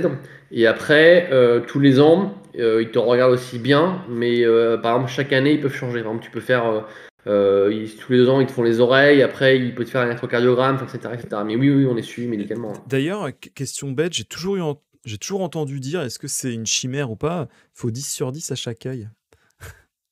En fait, alors ça dépend si tu parles avec ou sans lunettes, parce que souvent les gens pensent que les lunettes ne sont pas autorisées. Alors je vais les montrer. Voilà, je suis la preuve que c'est autorisé. C'est Et ben autorisé en voilà, Europe il est humain. depuis 1999. Voilà. Ce n'est pas un robot. Euh, donc c'est autorisé. Ce qu'ils imposent avec des lunettes, ils imposent d'avoir, donc comme tu l'as dit, une bonne vue. Alors je sais plus ce que c'est, mais oui, je crois que c'est 10 ou 8 sur 10. Enfin voilà, il faut une bonne vue. Ouais, ouais, ouais. Mais corriger, les gens ont souvent une bonne vue. Et il faut avoir une deuxième paire de secours, si celle-là casse, pour pouvoir prendre d'autres lunettes. Voilà. D'accord. Mais maintenant, c'est pareil, on a des verres incassables, etc. pour casser une Ok. paire de lunettes. Je pense que Ça marche. c'est Merci. c'est- Turrican enchaîne. Hein. J'imagine. T'as encore combien de questions, Turrican? Alors concrètement, là j'en ai encore. Je pense qu'on va les arrêter. Bon, Ouais. il reste 4 minutes, mais je pense qu'il y en a encore pas mal, donc on va peut-être les arrêter là. Ouais, On en a vas-y. encore 1, 2, 3, 4, 5, 5 et demi, 6, 6 et demi, allez. Ok, bah, vas-y, enchaîne. Hein. Vas-y, je t'en prie. Alors, vas-y, Savannah, je te laisse une dernière question. Romu demandait, est-ce que tu sais pourquoi on parle des 1000 nautiques? Toujours des questions très, très recherchées, notre Romu national. on parle en nautical miles, en NM. Pourquoi? Parce que je pense que c'est le système anglo-saxon. Alors peut-être que ça d'ailleurs été inspiré des bateaux. Ça faudra regarder. Mais en gros, la langue officielle de l'aéronautique au niveau mondial, c'est l'anglais. Donc c'est le système anglo-saxon avec les pieds et nautical miles. Voilà. Et pour la petite anecdote, au moment où ils ont voté des langues, le français est arrivé en deuxième position. Donc c'est pas passé loin. Ouais, pas mal, pas mal. On aurait pu tout faire en français au niveau mondial, mais on est arrivé deuxième. Voilà. L'anglais a été imposé. Donc c'est système anglo-saxon. Voilà. Ah ouais, d'ailleurs, quand tu... Parce que c'est vrai que, genre, je sais pas si c'était ça la question, mais eux, les Américains ou les Anglo-Saxons, c'est vrai qu'ils comptent pas comme nous, en pieds, en machin et tout. C'est répercuté Bah, comment, dans toi, chez toi? l'aéronautique mondiale, on travaille en pied, on travaille en nautical miles, sauf en Russie où ils travaillent hier. Je ne suis pas allé récemment, mais on m'a dit que ça avait changé. Mais En à litres l'époque, de ils Ça change vodka. les références. Pardon. travaillaient en mètres. Voilà, en Russie. Ils travaillaient Ah, en En mètres. mètres? Ah ouais. Ouais. Mais on m'a dit que ça avait changé récemment, au moins sur les grands aéroports internationaux. Donc voilà, ils travaillaient en mètres. Donc on fallait convertir. Et on a des boutons pour ça. parce que genre toi, du coup, dans la vie de tous les jours, tu comptes en miles ou, ou En, alors en pied, en hauteur, et en nautical miles ouais, en voilà. distance et en Donc nœud en vitesse. Donc, quand Allez, je t'achètes un reviens, j'en ai pour 3 appartement, nœuds. c'est un peu compliqué, quoi. alors, si, on s'est fait vite à tout ça, les ordres de grandeur viennent vite. Ouais, ça marche. D'ailleurs, les gens le savent pas trop, mais souvent quand on leur demande la hauteur de la tour Eiffel, alors c'est à 323, 322, 324 mètres, en fait elle fait 1000 pieds, la tour Eiffel. Gustave Ah, ok. Eiffel, voilà, elle fait 1000 pieds. Donc après tu divises, mais souvent les gens ils D'accord. sortent 323 ou 322 mètres, en fait elle fait 1000 pieds. Voilà. Donc Gustave Eiffel lui-même l'a fait en pied. Ça marche. Petite question un peu cool. Est-ce que c'est vrai que les pilotes, c'est des gros dragueurs? Pas plus qu'ailleurs. Parce que moi, j'ai entendu Non, des trucs, hein. non, bon, c'est une question que tout le monde me pose, mais honnêtement, j'essaie d'y répondre, j'en parle un peu dans le Mytho! bouquin. Dorian nous dit mytho. Non, non, j'essaie d'y répondre le plus honnêtement possible. Je pense que le métier de pilote, enfin les gens qui composent le métier de pilote ou hôtesse et steward, c'est exactement pareil qu'ailleurs. Ce qui par contre est différent, c'est que parfois on est loin et on est tout seul. Donc forcément, voilà, ça facilite les rencontres et la discrétion. Mais c'est ça qui change. Après, il y a un petit facteur quand même, que m'avait d'ailleurs dit une hôtesse, enfin une ex-hôtesse qui était reconvertie en personnel sol. C'est que quand même là-haut, il y a un petit risque, même si maintenant le transport aérien est très sûr, et que tout ça, ça crée quand même un peu d'esprit d'équipe et d'émulsion, quoi, comme l'euphorie des profondeurs en plongée sous-marine. Donc ça rapproche les gens. Mais non, honnêtement, je pense pas que les pilotes, pardon, sont plus dragueurs que d'autres. C'est comme partout. Par contre, c'est vrai que quand t'es loin et que t'es tout seul, voilà, c'est En, discret et facile. en fait, je pense aussi qu'il y a pas mal de... Mais comme je faisais le rapprochement tout à l'heure avec les chirurgiens, je pense qu'il y a des pilotes qui doivent, comme beaucoup de gens qui ont des postes assez qualifiés, péter plus haut que leur cul. Et donc, ils ont l'impression que le monde est à leurs pieds, alors qu'en fait, bah, si tu respectes tout le monde, ça se passe bien. Hein. Il n'y a pas de Mais C'est problème, quoi. c'est exactement ça, mais je pense qu'honnêtement, c'est comme dans d'autres métiers ou la vie de tous les jours, enfin, au niveau envie de drague, c'est pareil. Non, par contre, ce qui est, voilà, faut être franc jusqu'au bout. C'est-à-dire que ce qui est plus facile, c'est que voilà, quand tu es tout seul à l'hôtel à Miami, avec ta famille et en France, bon, bah, tu es tout seul, quoi, tu es loin. Donc, voilà. Hmm. Mais à chacun de s'imposer les règles morales Ouais, qu'il je pense souhaite. Surtout, j'imagine que Neorial c'était de la déception quand tu disais mytho. C'était peut-être dans ce sens-là. Neoria est une excellente cabine crew et passionnée de jeux vidéo, donc ça fait 2 activités qui lui prennent beaucoup de temps. Clin d'œil. Turrican, je t'en prie. Vas-y. Alors, une question de Kendrill qui a été répondue en partie par Hulk, mais du coup, tout le monde voulait l'avis de Nico. Est-ce qu'on vide toujours les réservoirs dans l'océan pour éviter les incendies à l'atterrissage ou pas? Alors là, je sais pas de quoi on parle, j'ai jamais entendu parler de ça. T'as jamais Bah vidé voilà. T'as jamais On vidé ne vide ton... rien dans Alors, on ne c'est vide pas une rien métaphore, dans hein. Il n'y a aucune métaphore, il n'y a aucune blague bizarre. À moins qu'elle soit cachée, mais je on la ne vide connais pas. rien dans l'océan. La seule fois où on va être autorisé à larguer du carburant, déjà, c'est sur les avions, les gros porteurs, donc ça se fait pas sur des plus petits modèles. On va le faire à une certaine altitude, sur une certaine zone, et pour des raisons de sécurité. Typiquement, tu as une panne moteur après le décollage, et tu considères que tu as le temps, parce qu'il te reste un moteur, de larguer du carburant. Tu vas être autorisé à le faire, mais assez haut. En gros, tu le fais suffisamment haut pour que le carburant se volatilise dans l'air, en fait. Tu vois, qui ne retombe pas au sol, ou très peu. Voilà. C'est volatile. Donc, Ouais, ça te prête pas une mais douche, ceux qui sont en dessous. on largue rien volontairement et on largue rien comme ça, quoi. C'est des procédures d'urgence. Hein. Ouais, c'est de la pollution gratuite, sinon, si tu fais ça. Attends, je vais vider l'avion. Ouais, la mer Méditerranée. Mais S'en fout. même économiquement, enfin, une compagnie Bah aérienne oui, qui aussi. autoriserait ça, t'imagines le coût du carburant. Donc non, il y a... C'est un monde où tout est quand même très optimisé. Hein. D'accord. C'est D'accord. pas un monde où on s'amuse à gaspiller, de manière générale. Autre question. Est-ce que vous faites des blagues aux voyageurs? Genre par exemple, on va se cracher. Enfin, je sais pas, des trucs stylés, quoi, des trucs qui mettent l'ambiance un peu, quoi. Ou alors c'est très sérieux. Ça dépend si tu veux gagner ton boulot. Parce qu'en vrai, moi, ça me ferait un peu rire, des petites vannes comme ça. Alors, je suis désolé, on a eu un moteur qui a Je fais coupé. pas de blagues aux passagers. Le but quand même de l'interaction avec les passagers, c'est de les rassurer, de les accueillir. Hein. C'est pas de leur faire des blagues, donc on n'en fait pas de blagues. Même le Non, 1er avril? Est-ce que non, même le 1er avril. Ce qui peut arriver, c'est quand on fait notre petit discours, qu'on le fasse sur un ton un peu plus léger, un peu plus détente, parce que ça crée, tout ça, ça crée un lien. C'est sûr que si tu leur dis toujours, voilà, temps de vol, machin, etc. Moi, j'aime bien leur raconter par où on passe, tu vois. Je pense que ça les intéresse. Des choses comme ça, et voilà, où j'aime bien aller faire l'embarquement ou le débarquement. Alors, souvent, c'est le débarquement, parce que l'embarquement, on n'a pas trop le temps. Mais pour voilà, leur dire au revoir, des choses où voilà, où tu as un sourire, un machin. Donc, c'est plus détente, mais c'est pas des blagues.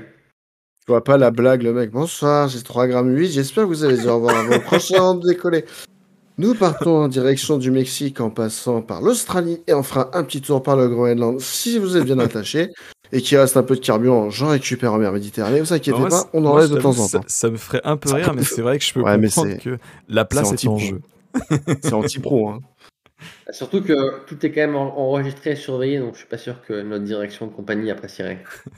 Putain, Ouais, tout est sur écoute, bien sûr. On Même, embrasse les même une boîtes noires. fausse blague, je sais pas, genre une blague de Toto, histoire de détendre un peu l'atmosphère. Ça, c'est inoffensif, une blague de Toto. Ouais, c'est pas professionnel. Non, en fait, faudrait qu'on les diffuse sur les écrans. Ça, c'est Voilà. pas nous, c'est programmé. Et ton idée, voilà, je t'encourage à écrire aux directions des compagnies aériennes. Je fais ça juste après le live. Voilà, et tu leur demandes de mettre des blagues de tous sur les écrans. Et voilà. Mais je demande que ce soit les pilotes qui les racontent, les blagues. Ça rendrait le métier plus humain. Ça- Le problème, c'est qu'on n'aurait pas le temps, en fait, de raconter. Mais non, Déjà, des fois, l'appel aux passagers avant de partir, on a vraiment 3 minutes, quoi. Donc, on n'aurait pas le temps. Mais bon. On avait parlé un petit peu de la crise sanitaire tout à l'heure. Moi, j'avais une question. Comment est-ce que vous faites pour avoir vos heures de vol quand on peut pas prendre l'avion aujourd'hui avec la crise? Eh ben, tu le fais avec de l'entraînement sur simulateur. Voilà, c'est ça qui te maintient les compétences. D'accord. Donc, tu vas au simulateur. C'est fou. Hein. Pareil, c'est réglementé au niveau des scénarios et de la durée minimum. Et c'est ça qui te maintient ta compétence de pilote. D'accord. Parce que tu vois, ici, nous, en Corée, il y a des vols c'est des vols en fait qui font juste en fait le tour de l'aéroport pendant. Enfin, ils survolent un peu le pays pendant 1 heure et donc ça permet aux gens d'acheter du duty free. Tu vois, ce genre de Non, truc là. Et, c'est des vols, il y a des ça c'est pas des vols commerciaux, mais Allez, et je du t'offre coup, une nous on petite peut y balade aller. autour de Nous l'aéroport. on peut y aller. Moi j'aurais pu faire ce genre de vol. C'est-à-dire que ça permet aux pilotes de voler et ça permet aux gens qui ont envie de dépenser quelques won de ouais, pouvoir le faire dans l'avion. c'est du vol touristique, mais en tout cas Mais quand ça tu va nulle voles pas. part en fait. Ça fait Oui, de bah, c'est du vol Incheon à touristique, Incheon. il y en a un peu partout dans le monde, hein, mais en tout cas, quand tu ne voles pas comme pilote, tu as l'entraînement sur simulateur qui te maintient des compétences. D'accord. Quand on posait la question de Flight Simulator, vos simulateurs de vol, c'est dans des cabines physiques. En fait, c'est C'est des pas gros clavier caissons. souris quoi.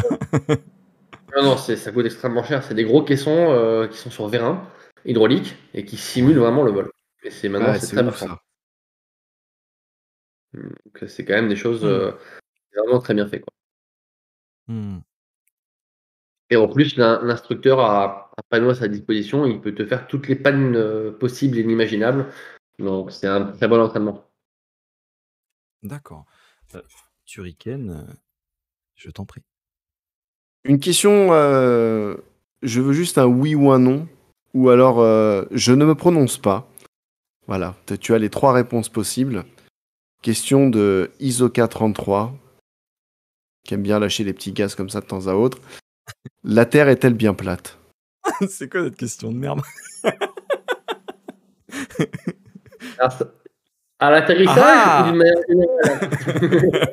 ah ah. À l'atterrissage, elle est plate et en l'air, elle est bien ronde. Toutes les théories sont contentes de cette réponse. Mes félicitations. Je l'ai vu parce que sur un jet d'affaires, quand tu montes très haut, tu montes un peu plus haut qu'un avion de ligne, tu vois la courbure de la Terre. Tu commences à voir le truc un peu comme ça. D'ailleurs, ça D'accord. va. Regardez. Hmm.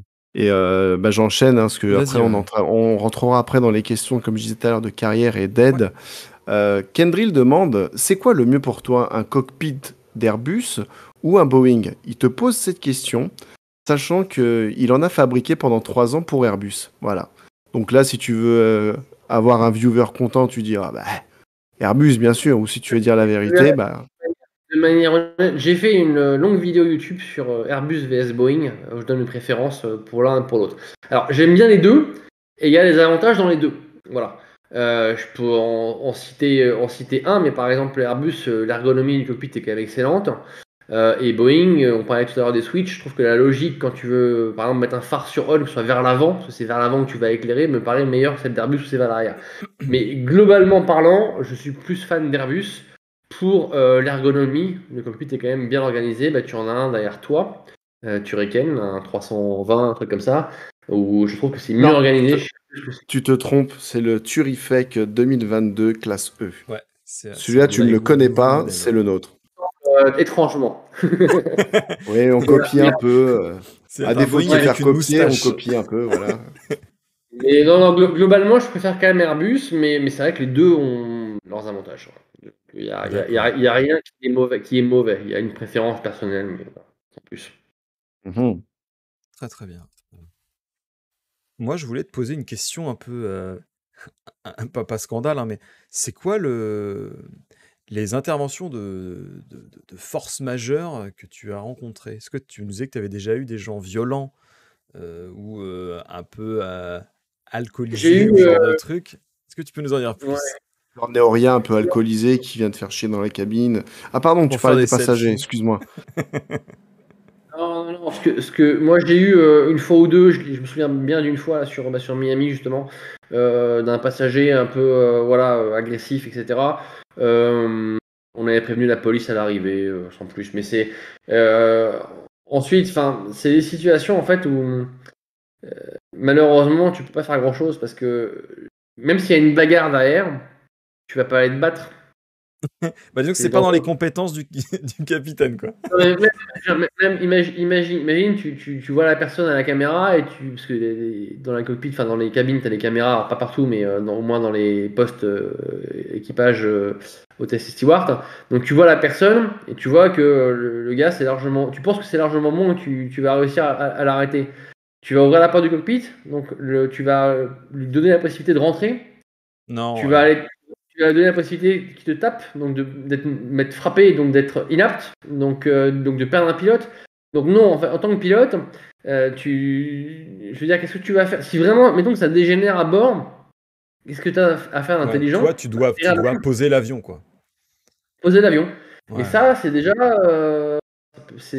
même vraiment en ayant vite, ça peut mettre 20 minutes, hein. T'en passes vite dans un avion. Donc c'est quand même, non, pour les gens vraiment violents, alors je vais pas trop détailler parce que c'est quand même un peu secret, mais voilà, il y a des procédures et Le des taser. possibilités que nos hôtesses de l'air et stewards ont. Donc ça marche quand même bien. Et après, il y a les autres passagers qui souvent raisonnent le passager ou les passagers un À peu coup de compliqués. grosse droite dans Il y la a eu tronche. non, mais il y a eu un vol Air Caraïbes récemment, là, la semaine dernière, hein, ou il y a 3 jours, hein, qui a eu un petit début de bagarre à bord, hein. Donc la vidéo est sur Internet, hein, donc les gens peuvent la D'accord. regarder, hein. Bon, Donc voilà, mais ça reste. ça reste à la C'est, marge. le problème, c'est que tu peux pas. Nous, on n'ouvrira jamais la porte. Voilà. Parce que tu sais pas ce que la personne veut faire et tu sais pas ce qu'elle a prévu. Est-ce qu'elle est armée, pas armée? Est-ce qu'elle a réussi à avoir des complices, pas des complices? Donc, en tant que pilote, le champ d'action que tu as, il est extrêmement restreint. Tu restes derrière ta porte qui est parfaitement sécurisée et blindée et tu atterris l'avion et tu ouvres la porte à la police. Voilà. Hmm. Mm. Moi, j'avais pris un petit avion hein, pour aller sur l'île de Jeju-do. Et juste à côté de moi, vraiment à ma droite, j'avais un type qui avait le pied en sang. Et donc moi, j'étais là, c'est quoi ce truc, tu vois? Et quand on est arrivé, il y a 6 gendarmes qui sont venus le chercher. On n'a jamais su pourquoi, hein. Mais bon, tu te doutes que c'était pas juste par simple courtoisie.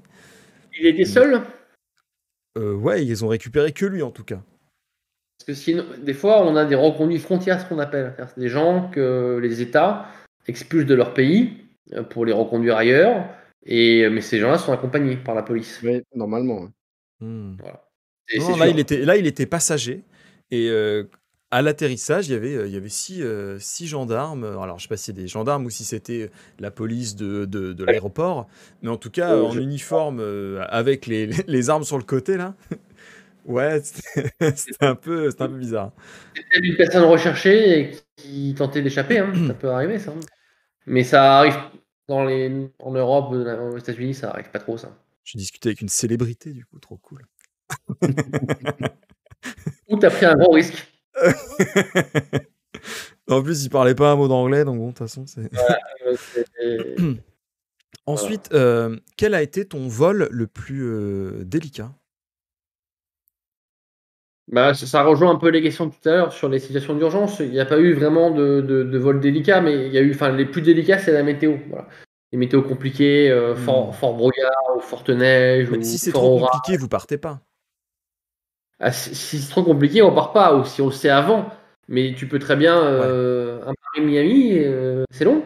Donc, d'accord, ouais. on a beau anticiper comme on peut, ou un Paris-New York, c'est long. Enfin, voilà. Donc ça, c'est des choses un peu compliquées, quoi. Donc, si en plus, tu as eu même une petite panne à gérer avec, ça rajoute un peu de charge de travail. Mais après, non, moi, j'ai jamais eu une situation trop délicate, hein. Ce qui est délicat à bord d'un avion, d'une manière générale, c'est le feu, en fait. C'est le feu cabine, enfin, dans l'avion qui n'est pas contrôlé. Ça, c'est extrêmement compliqué à gérer parce que tu peux brûler très vite, quoi. Donc, comme l'air Hmm. est très sec. Mais c'est des choses. Mais encore une fois, je parlais du rôle de nos collègues au Stewart, qui sont là pour ça, hein. S'il y a un feu, ils vont aller combattre le feu, hein.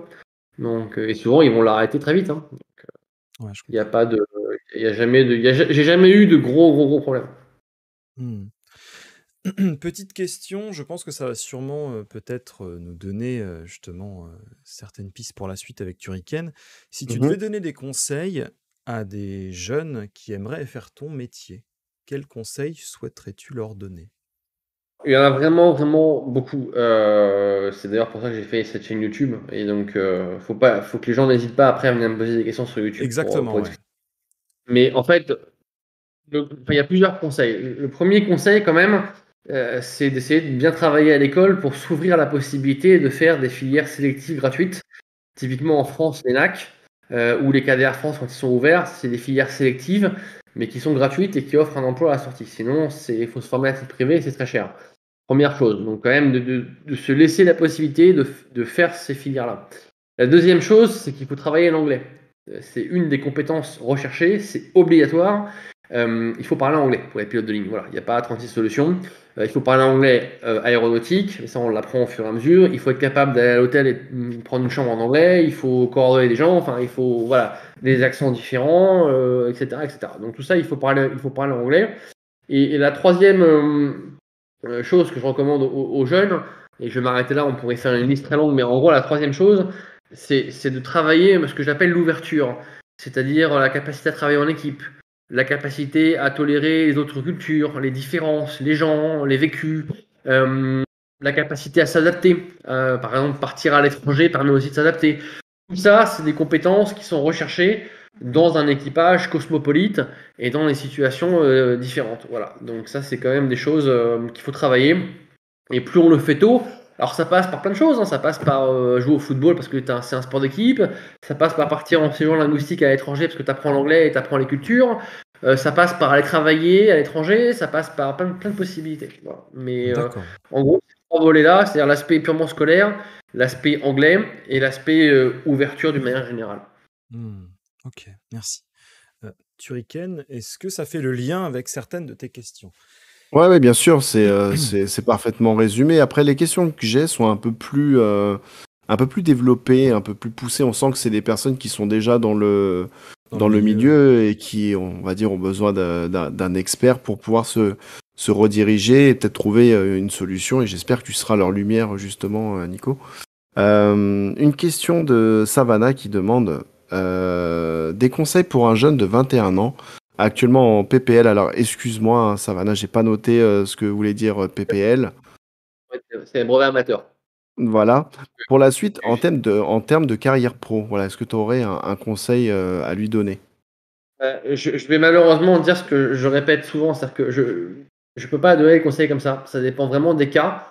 C'est pour ça que j'ai des gens qui me demandent des séances de coaching parce que il n'y a pas de réponse générique à donner. Si la réponse générique c'est tente de passer le concours ENAC. Tu as 21 ans, tu as la limite d'âge, mais est-ce que tu as le niveau en mathématiques et en physique? Est-ce que tu as le niveau en anglais? Est-ce que tu as la nationalité qui va bien? Parce qu'il faut une nationalité européenne. Donc, pour donner des conseils aux gens, on ne peut faire que du cas par cas.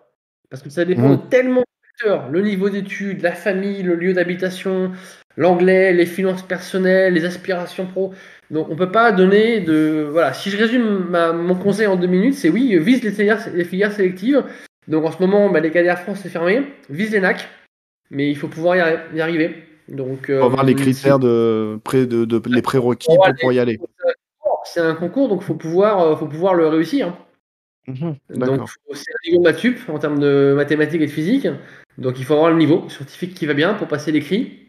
Donc tout ça demande un certain niveau en sciences. Voilà. Donc, mais après, des conseils, des conseils après, c'est résumé dans ce que j'ai dit tout à l'heure. C'est-à-dire que voilà, parler anglais, s'ouvrir aux autres, et savoir, etc., avoir un niveau scolaire, etc. Mais on ne peut pas donner de conseils génériques. Enfin, les gens que j'ai coachés ou les gens que j'ai conseillés, pour qu'ils réussissent, en fait, il ne faut faire que du cas particulier. Donc ça demande d'étude du dossier de ma part et ça impose de donner des conseils personnalisés. Ce qui est marrant quand même, c'est que on s'en rend pas compte comme ça. Là, c'est vachement bien de pouvoir en parler. C'est que tu dis dans n'importe quel métier, par exemple le mien, j'ai envie de dire, il faut avoir de la motivation, il faut avoir encore une fois, l'esprit d'équipe, il faut avoir le goût le sens du commerce ou des choses comme ça. Tu dis, ça, c'est des choses assez atteignables. Là, c'est vrai que ce que tu viens de dire, on voit que voilà, on prend pas n'importe qui. Voilà, niveau maths sup, déjà, moi, salut. Il coûte 50 balles, j'y vais, quoi. Non, mais on peut y arriver en passant par les écoles privées. Mais c'est pareil, une école privée, ça peut coûter 100 000 euros. Donc, est-ce que la personne à 100 000 euros à dépenser. Enfin, il y a plein de choses à faire. Ouais, voilà, Voilà. c'est pour ça. Ce qui est intéressant, c'est que vraiment, c'est au cas par cas. Pour peu que tu aies quelqu'un Ouais. qui remplisse tous les critères, mais derrière, tu dis, par contre, l'anglais, j'aime pas. Bah ouais, mon pote, c'est là-dessus que tu vas vouloir bosser. Tu es très bon dans les autres, pourquoi tu serais mauvais dans l'anglais? C'est vrai que c'est du coaching personnalisé avec des prérequis et après des compétences à développer, tout simplement. Tout à fait. Voilà. Bon, bah, j'espère qu'on aura répondu à ta question, Savannah, et que t'es pas parti en courant avec tes rêves brisés, et que tu vas t'accrocher, que tu vas aller au bout, et que tu vas y arriver. De toute façon, Question. je le rappelle juste Je t'en avant, prie.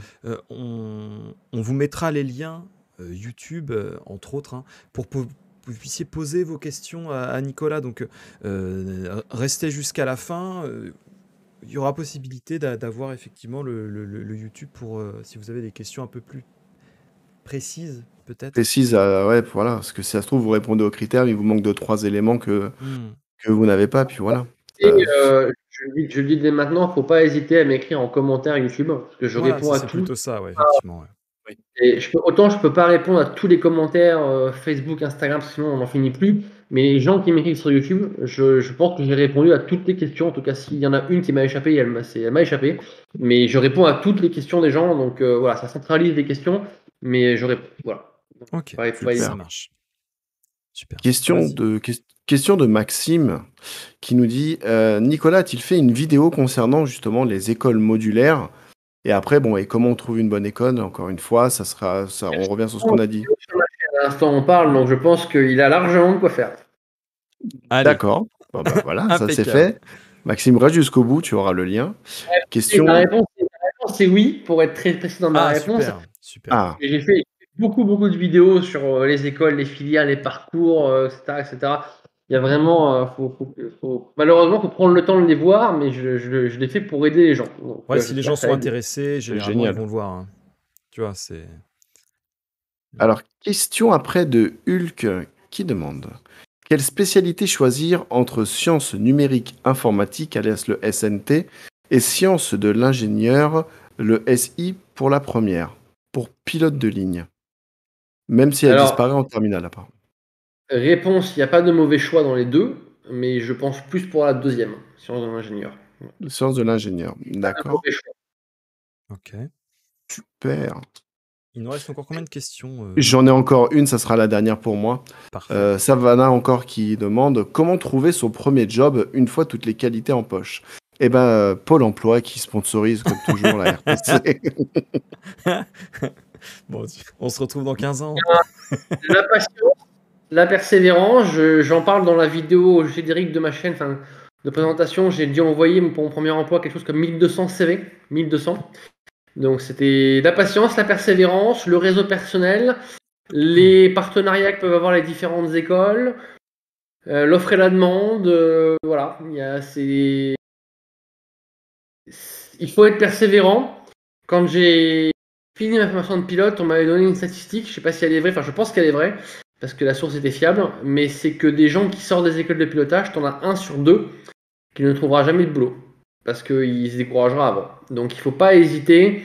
En fait, quand on est formé pilote, on a fait la moitié du chemin, l'autre moitié consiste à trouver un premier emploi. Après, ça va tout seul, je l'ai dit, une fois qu'on a de l'expérience et des heures de vol.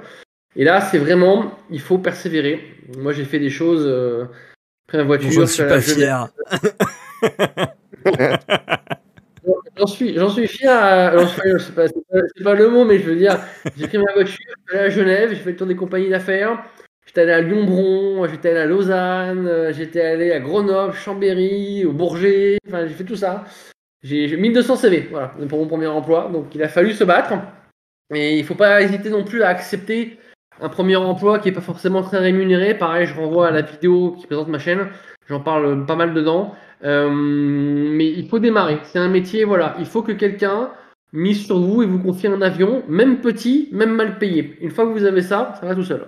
Mais avant, c'est un peu compliqué. D'accord. Et dernière question. Est-ce que tu aurais des anecdotes à nous partager? Croustillantes, peut-être. J'ai connu avec une hôtesse un peu étrange. Elle est passionnée de PlayStation. Ah ouais, voilà, c'est dur ça.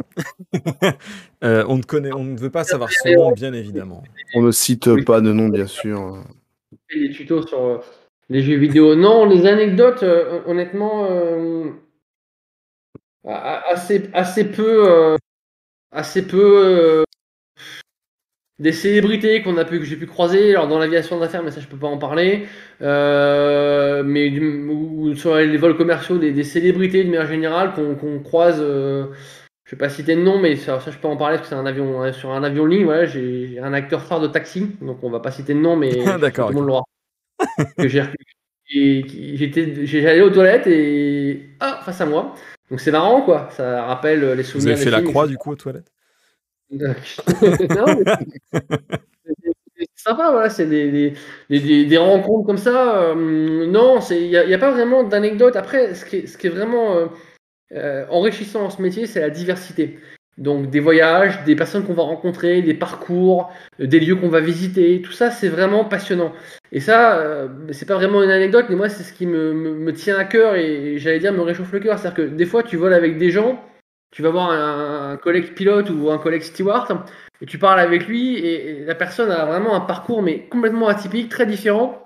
Et c'est tellement sympa et tellement enrichissant de partager ça. C'est-à-dire que les gens pensent qu'il y a un parcours type pour devenir pilote. Et pareil, je le dis sur YouTube, mais croyez-moi, il y a quasiment autant de parcours différents qu'il y a de pilotes dans les avions, quoi. Et je pense que c'est encore Ça, c'est plus marqué passionnant, ouais. chez les hôtesses, collègues et stewards. Et ça fait une richesse qui est incroyable. C'est-à-dire que, je veux dire, moi, on parle d'une anecdote, tu vois, t'arrives à mes premiers Los Angeles, on arrive, et c'est vrai que maintenant, sur le Dreamliner de Boeing, on arrive assez frais, parce que l'air est prélevé sur l'extérieur et pas sur les moteurs, il est humidifié, il est très comprimé, donc voilà, ce qu'on respire à bord est de bonne qualité. Donc on arrive au bout de 11h30 de vol, on est assez en forme. Et le collègue me dit, bah, t'as l'air bien. Je dis, ouais, franchement, je m'attendais à pire. Ah, il me dit, mais Nicolas, t'aurais connu le 747 il y a 40 ans. Donc là, je percute et je me dis, ouais, le gars, en fait, voilà, il est en fin de carrière, quoi. Et je le regarde, je lui dis, t'en as fait beaucoup de 747? Il me regarde, il me fait 10 000 heures de vol. Ah, ok. Donc voilà, c'est des Excuse-nous. gens qui avaient une expérience Ouais, c'est fantastique, fou, ça, c'est trop qui bien. avaient vécu, en fait, les premières transatlantiques dans les années 170 où le transport aérien a éclaté, s'est démocratisé. Et ça, c'est vraiment des parcours qui sont passionnants. Et pareil, chez nos collègues hôtesses et stewards, combien t'as de gens qui, je sais pas, avant étaient dans l'hôtellerie, étaient infirmiers, moi j'ai même une fois rencontré une hôtesse, elle avait une maîtrise de philo. Donc des trucs totalement voilà, improbables. Et ça, discuter avec ces gens-là et partager notre expérience, c'est juste génial. Donc la diversité de ce métier, c'est quand même passionnant. En fait, ce que tu es Alors, en train de nous dire pour résumer un peu les questions qu'il y a eu un peu avant pour la carrière et l'aide, c'est que concrètement, ça a l'air très difficile, mais la richesse que ça offre derrière, je ne parle pas en termes financiers, mais en termes de découverte, l'expérience t'en et tout prends ça. plein la gueule, l'expérience avec les paysages, les rencontres, ça vaut vraiment tous ces sacrifices et toutes ces études, en fait. J'avais un instructeur, il nous montrait une photo du ciel, il nous disait c'est beau, hein, mais le ciel se mérite. Ça Oh, c'est résume beau bien ça.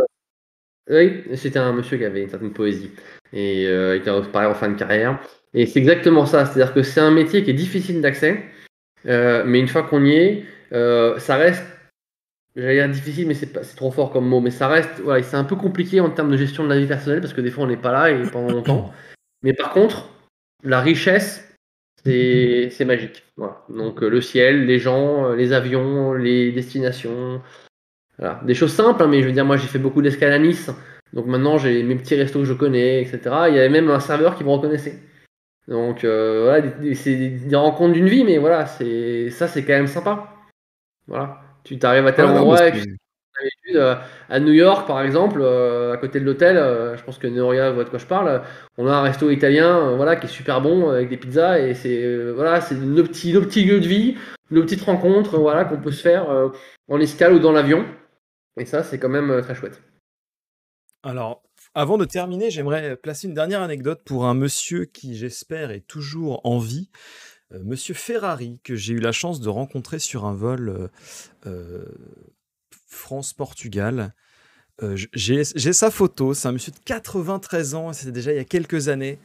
Ce monsieur-là, il se trouvait être le steward du général de Gaulle. Donc, Donc. c'était assez ouf. Ce monsieur était d'une culture folle, d'une générosité, d'une intelligence rare, et j'espère qu'il va bien, j'espère qu'il est en pleine forme. Toute sa tête, il parlait plus de 15 langues. C'était un fou, c'est incroyable. Et d'une simplicité hors du commun. Donc voilà, c'est petit hommage en espérant vraiment qu'il aille très bien. Je voulais en placer une pour ce monsieur qui il m'avait illuminé ma journée, quoi. Et qui nous lâche son meilleur follow ou son petit-fils nous lâche son meilleur Il me follow lâche s'il est son parmi prime. Mais non, mais je veux dire, quelqu'un de remarquable, et c'est le genre de rencontre que ça m'a marqué, quoi. C'était il y a 4 ans déjà, j'ai pas oublié. Ce monsieur, vraiment Incroyable. une mine d'or de gentillesse. En tout cas, merci à tous et toutes sur le chat. Merci Nicolas, merci Turrican. Bien Plaisir. évidemment, comme promis, les liens arrivent. Voici le premier lien de Nicolas qui est sa chaîne YouTube. Est-ce que tu peux nous en parler un petit peu, Nicolas? Qu'est-ce que tu fais principalement sur cette chaîne, s'il te plaît? Alors la chaîne YouTube, c'est une chaîne éducative, donc Ouais. je fais moins de vues que le divertissement, mais c'est volontaire. Donc c'est une chaîne qui aide les gens, de manière générale, à accéder à tous les métiers de l'air et de l'espace. Voilà. Ça élargit un petit peu sur le quotidien du métier, j'ai traité des questions comme la peur en avion, choses comme ça pour que les gens aient moins peur. Donc voilà, ça élargit un peu. Mais la thématique principale, c'est l'accès au métier de l'air et de l'espace. Alors bien sûr, majoritairement le métier de pilote de ligne, mais je parle aussi vraiment pas mal du métier d'ingénieur que je connais, pilote de chasse, astronaute, hôtesse de l'air et steward, bien entendu, etc., etc. Donc ça sert vraiment à partager tous les bons plans, tous les trucs et astuces sur comment parler anglais pour être pilote, comment financer une formation de pilote, quels sont les parcours possibles, quelles sont les filières, etc., etc. Il y a près de 120 vidéos, enfin 120 vidéos, même tout rond aujourd'hui, donc on parle. Donc je vise voilà, la qualité de l'information plus que le divertissement, même si j'ai fait un tout petit peu de vidéos de divertissement pour montrer un peu aux gens ce que c'est que voler. Ça, c'est la playlist en vol, mais majoritairement, ça sert à ça, à éduquer les gens vers les métiers de l'air et de l'espace. Merci. Deuxième lien, la version française de ton livre,